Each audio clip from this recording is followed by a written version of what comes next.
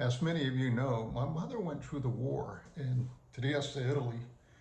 Uh, at that time, when the war was ending, there was a lot of German soldiers that were up there. Many of them were criminals, war criminals, and they were being hunted down by a group of Israelis that had gone through the Holocaust, and they were looking to do revenge, an eye for an eye, a tooth for a tooth. And they caught a number of them. And then they decided that this wasn't enough. We need to kill as many Germans as they killed Jews. 6 million. So they plotted to kill 6 million Germans. They almost got away with it. They had two plans, Plan A and Plan B. Plan A was to poison with arsenic the water supply in 4 major German cities. Plan B was to put arsenic on a bakery that was employed by the Americans to facilitate bread, to supply bread to the German war camps where they held the prisoners. Well, they did Plan B first. They went ahead and a guy infiltrated in the bakery. He was a Jewish guy, and he put arsenic over all the bread that was being supplied. They were like French bread, long French bread, and they spread it on like butter. And they got it inside the prison camp. And all these German prisoners, many of them that were war criminals, started eating the bread. Well, who comes to their aid but the Americans? They all got sick. None of them died, but they all got sick, and the Americans transported them to hospitals all over the place and pumped their stomach.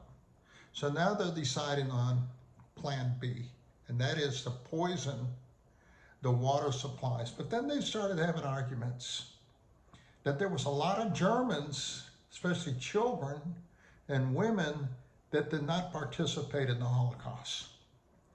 So they so they finished that. At the same time, the British in 1947, I think, they were occupying Palestine. And they were only allowing, because a lot of the Jews from the Holocaust, they wanted to go back to their homeland. But they weren't allowing them a mass immigration to go back in. They would only allow 10,000 a month. Well, of course, a lot of Jews they didn't agree with that, so they started smuggling Jews in. And eventually, the British turned it over, they let it go. Israel begins to fight for their own statehood, and which they have to this day. So then what they did was they created what's called the Mossad. The Mossad is a highly organized, intelligent assassin group that Israelis trained some of these highly skilled warriors to go and find these war criminals. Now, there's only been one public execution that Israel did, well, they will confess to, of a guy that actually, this guy was a bad man. He actually killed 300 children, threw them in a pit, and personally shot and killed them. And they tracked him down into South America. They tricked him into doing a business deal. He went with them. When they got him into a room, they shot him twice in the head and killed him. About 10 days later, they found him stuffed in a trunk. And I mean, he was a mess. But what happened, and my mom used to tell me all kinds of stories of what they would do and what you go through when you are being occupied. In that time in northern Italy, before the American capture, they were ruled by Mussolini. Mussolini was another criminal. He was a war criminal. And they eventually caught him. The Italian people caught him and strung him up on his heel. They massacred him and his mistress. Okay. And so my mom had lived under that kind of environment. Well, that same thing is happening in the United States now. They dehumanize babies. How do you think they were able to kill so many people in Auschwitz, in the Holocaust?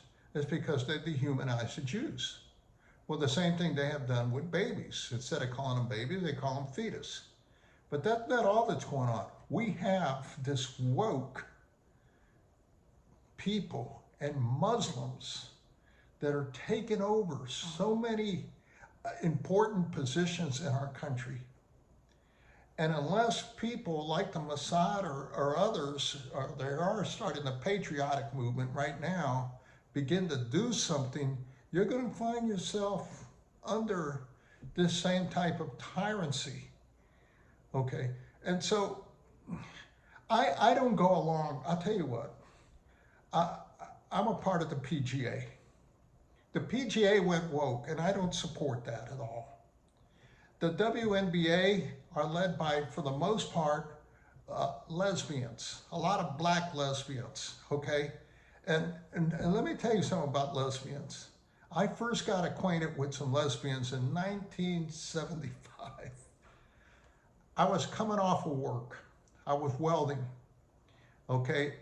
And in welding, when you weld and you weld a lot, your eyes don't focus real good right away.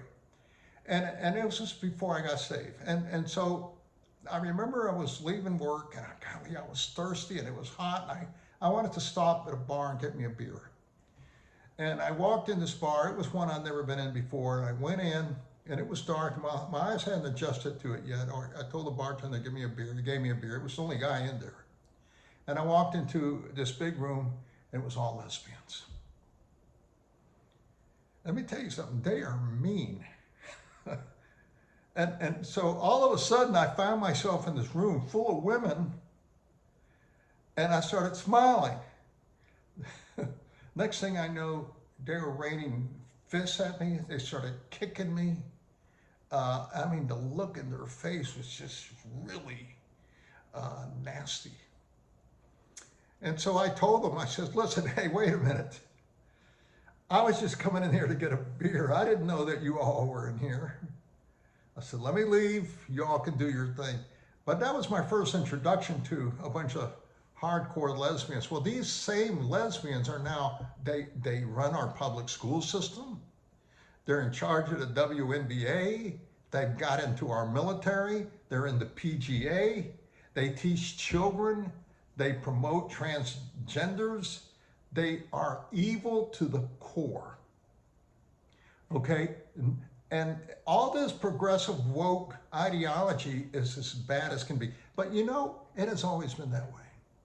I was reading this morning in Isaiah, and if I didn't know any better, as I was reading, I'd say, golly, he's describing things that are happening today. And in Isaiah chapter 1, Isaiah says this, unless the Lord of hosts had left a few survivors, we would be like Sodom and Gomorrah. See, God's got you, he's got me, he's got a lot of Christians that are the restrainers. If you don't speak up and say something, then sin just runs amok. But you're a restrainer. When the rapture happens and all the Christians are taken out, then it's really going to be bad. Okay, and he goes down towards the end of the chapter, and he says this: learn to do good. Seek justice. Seek justice for all these girls and people that have been murdered by illegals, that a progressive justice let go. I mean, some of these people that are released from prison, they shouldn't be released at all. You know, and he says, seek justice, seek justice. Well, how do you seek justice when, and you got some parents, there was a guy yesterday that he's been in jail for a while now. And he changed his plea so he could go to a jury trial. Well, what he did was he snatched a girl. I mean, you can see it on the video. He snatches this girl off the street. He tries to put her in his car. She's about 8 years old. Okay, she's screaming and kicking and all that. And her cousin is right behind her, trying to help her and screaming. Meanwhile, other people are running. and she manages to get away, but she still was in the car, and this guy's trying to drive off and take off with her in the car. And he backs up into the other girl, knocks her over. And when he does that, he's backing up. The other girl that's in the car managed to open the door and get out. By that time, people came and they corralled him in until the police could come. And he's lying. He said, no, I didn't do anything. He was denying everything that they saw, but they caught it on video. He's in his second year of going through trial, putting his whole family through so much. It's my belief that they should have executed that guy that day. You know? Here's the thing you got to come to. You got to come to your own convictions. I don't follow every law. I'm willing to pay the price by civil disobedience.